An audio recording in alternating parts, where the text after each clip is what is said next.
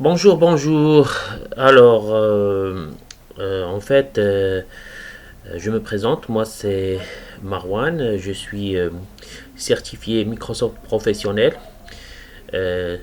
spécialement sur Windows Server 2012 et sur SQL Server.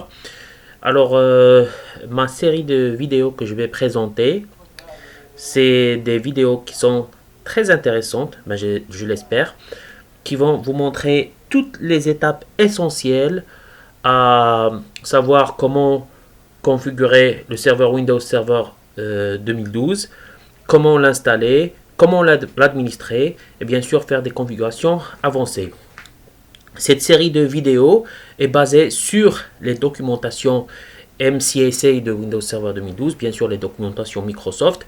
Et pour toute personne qui veut évoluer dans sa carrière, qui veut effectuer aussi se certifier sur Windows Server, c'est des vidéos comme j'ai dit, j'espère qu'elles sont très intéressantes et qui vont vous montrer toutes les étapes nécessaires à savoir donc c'est quoi l'architecture réseau, c'est quoi l'architecture serveur client, en fait c'est quoi l'Active Directory, comment installer donc une machine virtuelle, vraiment toutes les étapes importantes et nécessaires pour devenir un professionnel Microsoft. Et Windows Server 2012, c'est un outil c'est un système en fait d'exploitation qui est développé par Microsoft bien sûr, mais très intéressant et très clair pour sa gestion, très clair dans sa configuration et très clair dans son utilisation.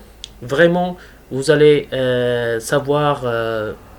vous allez donc aimer ce système d'exploitation et savoir toutes les étapes nécessaires sur l'architecture client-serveur, sur les solutions proposées, sur les stockages qu'on doit faire. Et donc, ça va vous aider énormément à vous certifier pour les personnes qui veulent se certifier sur Windows.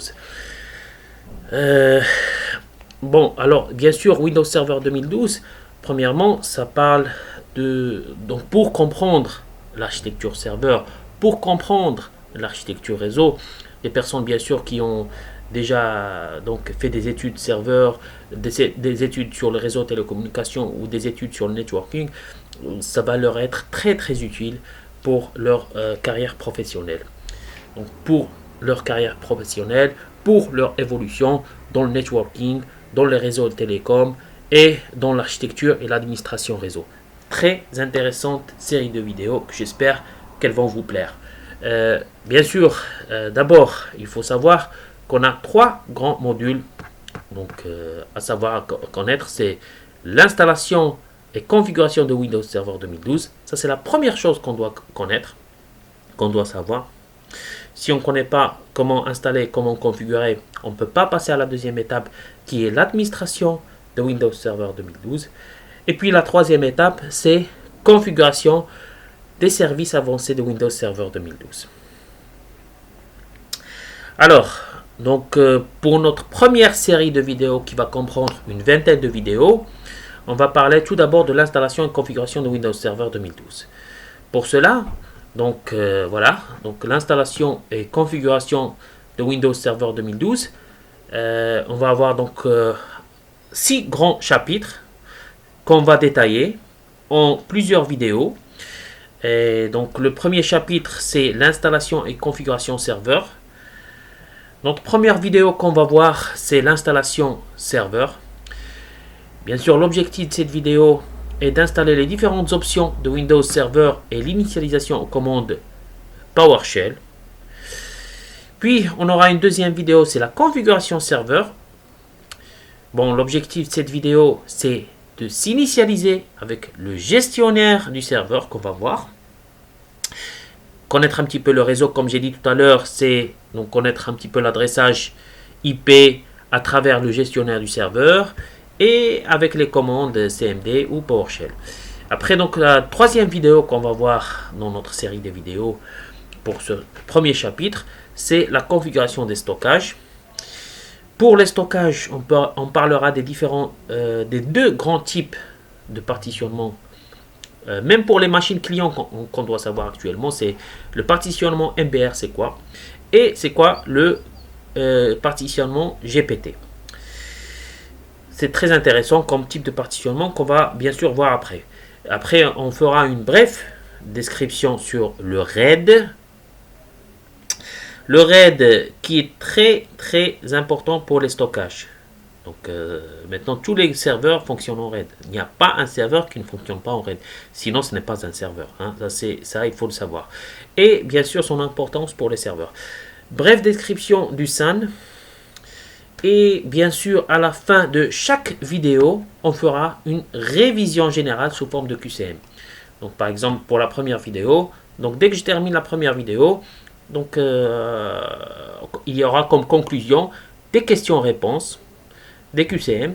Bien sûr, je vous laisserai réfléchir un peu. Et donc, je vous donnerai des réponses à ce QCM.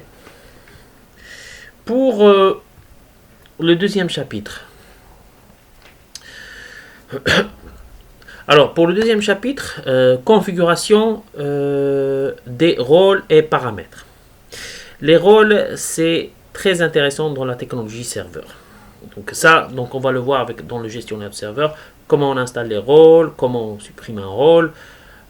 Un exemple de rôle, par exemple, c'est quoi? Donc un rôle DHCP, ou un rôle Hyper-V, ou un rôle Active Directory. Tout ça, c'est des rôles qui sont hyper importants dans la gestion du serveur. Donc la première vidéo qu'on va voir dans ce deuxième chapitre, c'est la configuration de fichiers et de partage d'accès. Parce que un serveur, tout d'abord, il y aura des serveurs de fichiers. Les serveurs de fichiers doivent partager avec d'autres machines clients ou d'autres serveurs leurs dossiers, leurs fichiers. Et comment on partage ces fichiers? C'est via les permissions NTFS qu'on verra. Après, on verra donc la configuration du volume Shadow Copy ou VSS et la gestion des quotas NTFS. Donc ça, bien sûr, on va le voir d'une façon plus détaillée. Après, la deuxième vidéo qu'on va voir, c'est la configuration des services d'impression. Parce que, donc, bien sûr, les services d'impression, c'est très important aussi dans l'architecture serveur. Donc, par exemple, on est dans une société, dans un office, où il y a des personnes qui veulent imprimer. Donc, on va savoir comment configurer un serveur d'impression. Hein. Et voilà. Et la troisième vidéo, c'est la configuration des serveurs pour la gestion à distance. Donc, c'est-à-dire, on va voir comment rajouter d'autres serveurs sur le même serveur. Et au lieu d'aller sur les serveurs qui sont bien sûr généralement loqués ou enfermés dans des salles sécurisées, au lieu d'y accéder directement, on peut les gérer à distance via un serveur centralisé qui en fait qui gère d'autres serveurs à distance. Ça, on va le voir dans notre troisième vidéo du chapitre 2. Comme d'habitude, comme je l'ai dit, à la fin de chaque vidéo, on fera une révision générale sous forme de QCM. Puis le chapitre 3. Le chapitre 3, ça c'est très intéressant comme chapitre, c'est la configuration de l'Hyper-V. Alors l'Hyper-V, c'est, je suppose que vous avez entendu parler du VMware. Alors le VMware, c'est en fait c'est une technologie VMware, vSphere, c'est une technologie de virtualisation qu'on utilise actuellement. Microsoft aussi utilise sa propre technologie de virtualisation qu'on appelle l'Hyper-V. Dans ce chapitre, on verra 3 grandes vidéos. Donc la première vidéo, c'est la création et paramétrage des machines virtuelles. Donc là, vous allez voir concrètement comment on crée une machine virtuelle. C'est vraiment très simple, mais vous allez voir dans cette vidéo comment on va le faire. Deuxième vidéo, c'est création et configuration de l'espace de stockage virtuel. Bien sûr, pour chaque machine virtuelle, on doit avoir son espace de stockage virtuel. Ça, on va voir donc comment. Et troisième vidéo, création et configuration des réseaux virtuels. Donc, pour que les machines virtuelles communiquent entre elles et communiquent aussi avec d'autres serveurs réels et physiques ou d'autres machines clients réelles ou communiquent via le LAN ou via le WAN, on doit créer un réseau virtuel. Ça, c'est très intéressant pour la virtualisation. Vous allez vraiment comprendre dans ce chapitre c'est quoi la virtualisation, comment fonctionne cette technologie via Microsoft Hyper-V. Alors, chapitre 4. Chapitre 4, on va parler du déploiement et configuration des services réseau. Bien sûr, là, vous allez bien comprendre la notion réseau. C'est quoi le LAN? C'est quoi le WAN? Les commandes qu'on utilise le plus souvent, par exemple l'ipconfig ou le netstat, par exemple. Mais on va vraiment s'approfondir dans ce chapitre-là pour connaître, dans notre première vidéo de ce chapitre, la configuration de l'adressage IPv4 et IPv6. Donc, vu la sursaturation de l'IPv4, on va voir donc aussi de l'IPv6. Vidéo 2, configuration des serveurs. Alors, bon, qui parle de réseau parle des serveurs DHCP. Les serveurs DHCP, c'est des serveurs qui allouent des adresses dynamiques aux machines clients. Donc ça, c'est très important comme rôle qu'on va installer. Puis, vidéo 3, déploiement et configuration du serveur DNS. Un serveur DNS, bref description du serveur DNS, c'est quoi? Tout simplement, un serveur DNS, c'est celui qui transforme le nom en adresse IP. Alors, par exemple, si je tape par exemple www.google.com, par exemple, alors donc le serveur DNS, qu'est-ce qu'il fait? Il va jouer le rôle de retenir le www.google.com et donc rechercher ce nom-là dans le réseau avec son adresse IP. Donc c'est ça en fait le serveur DNS. Bien sûr, on va s'approfondir pour vraiment... Parce qu'en fait, le serveur DNS ou la technologie DNS est un petit peu compliqué. On va s'approfondir un petit peu pour connaître tous les aspects et toute l'architecture importante du serveur DNS. Alors, donc, c'est pour cela que dans cette vidéo, on va s'attarder sur, sur la compréhension de l'architecture DNS. Et après, on va voir comment déployer le serveur DNS. Comme je l'ai dit, à la fin de chaque vidéo, on fera une révision générale sous forme de QCM. Après, le chapitre 5. Le chapitre 5, c'est donc l'installation et l'administration de l'Active Directory. Alors, l'Active Directory en général, c'est quoi? L'Active Directory, c'est une base de données. C'est un serveur base de données, en fait, qui contient les objets clients, les objets ordinateurs. Pour une meilleure gestion, donc par exemple dans un office, dans une société, une multinationale par exemple, on a donc plusieurs offices. Alors l'Active Directory gère cet office en gérant ses utilisateurs et en gérant les ordinateurs, les machines qui sont connectées dans cet office ou cette société. Bien sûr, on va s'approfondir dans Active Directory. Notre première vidéo sera l'installation d'un contrôleur domaine. Bien sûr, comme je l'ai dit, donc on a, par exemple, on aura un domaine, un office, et on doit contrôler ce domaine. On doit contrôler les utilisateurs qui s'y connectent, les machines qui sont connectées. Donc, on va avoir donc l'installation d'un contrôleur domaine. Donc, on fera le déploiement de l'Active Directory Domain Service. Après, il y aura la création et gestion des utilisateurs ordinateurs sur l'Active Directory. Donc ça, c'est tout à fait normal. L'Active Directory, on va voir donc comment on gère les utilisateurs et ordinateurs connectés au domaine. Et puis, création et gestion des groupes, donc des groupes Active Directory. C'est-à-dire, on va parler de la stratégie des groupes. Ça, on va le parler plus tard un petit peu dans le chapitre 5, dans notre troisième vidéo. Vous allez mieux comprendre. Bien sûr, à la fin de chaque vidéo, on fera une révision générale sous forme de QCM.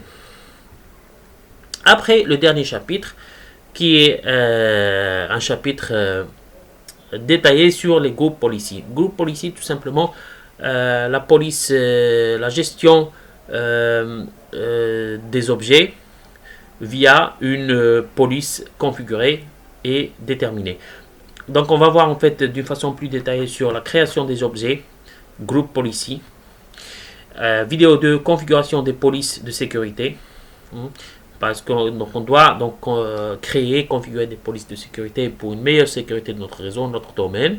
Et puis la configuration des polices de restriction. Donc, par exemple, une restriction, voilà, je veux que quand mes utilisateurs n'installent pas des applications sur leur PC. Donc on va utiliser des polices de restriction. Ça, on va le voir plus tard en plus de détails. Et puis, configuration du pare-feu Windows. Donc pare-feu Windows, donc tout le monde connaît, je crois. Pare-feu Windows, donc on va voir donc des paramètres avancés du pare-feu Windows. Comment connaître les ports d'entrée, les ports de sortie. Ça, on va le voir donc à notre dernière vidéo. La dernière vidéo de notre série d'installation et configuration Windows Server 2012. Et bien sûr, à la fin de chaque vidéo, on fera une révision générale sous forme de QCM. Une fois qu'on termine toutes ces vidéos, j'espère vraiment que je serai à la hauteur pour vous montrer en détail toutes les labs qu'on fera ensemble, les vidéos qu'on fera ensemble. J'espère que ça va être très clair pour toute personne qui veut évoluer dans sa carrière, qui veut comprendre l'architecture réseau, l'architecture serveur client, les solutions qui seront proposées, l'architecture stockage, et c'est quoi donc l'Active Directory, c'est quoi l'Hyper-V. J'espère vraiment qu'à travers cette série de vidéos, vous allez mieux cerner cette technologie et mieux comprendre donc l'architecture serveur client surtout pour évoluer dans votre carrière. Après, bien sûr, après cette série de vidéos, il y aura d'autres séries de vidéos bien sûr sur l'administration serveur et sur les configurations avancées. Voilà, donc je vous remercie et à la prochaine vidéo.